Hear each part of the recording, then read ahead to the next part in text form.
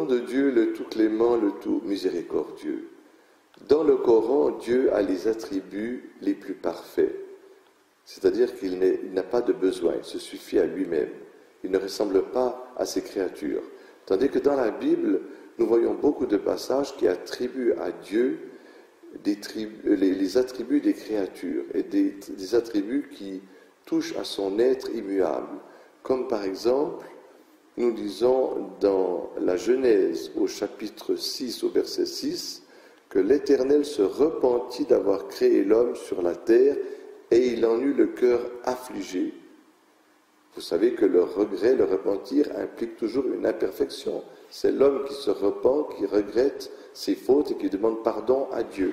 Par contre, dans le Coran, Dieu dit ceci, « Rappelle aux hommes, lorsque Dieu dit aux anges, je vais instituer un successeur sur terre, et ceux-ci de répartir, y placeras-tu quelqu'un qui sèmera le désordre et y versera le sang alors que nous célébrons tes louanges et ta sainteté.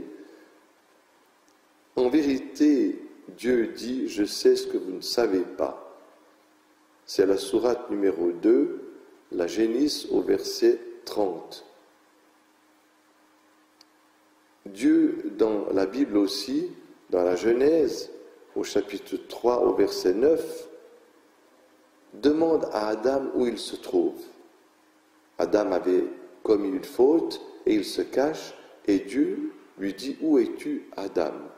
alors que Dieu savait très bien où il était puisque Dieu embrasse toutes choses en sa science. Nous lisons aussi dans les psaumes au chapitre 78 au verset 65 « Alors le Seigneur se réveilla comme un homme qui vient de dormir, comme un guerrier exalté par le vin. »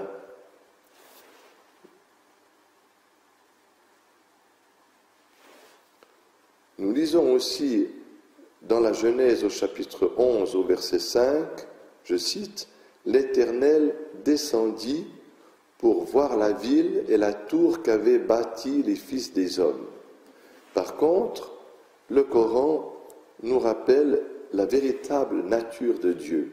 Je cite, « Dieu, il n'y a point de Dieu hormis lui, le vivant, le subsistant. Il n'est sujet ni à la somnolence, ni au sommeil. À lui appartient ce qui est dans les cieux et sur la terre. Qui peut intercéder auprès de lui sans sa permission? Il sait ce qui est devant et derrière eux, alors que les hommes n'embrassent de sa science que ce qu'il veut. Son piédestal s'étend sur les cieux et sur la terre, dont la conservation ne lui est d'aucun poids. Il est le Très-Haut, l'Infini. » Fin de citation, sourate numéro 2, la Génisse, au verset 255. Allahu Akbar, Allahu Akbar.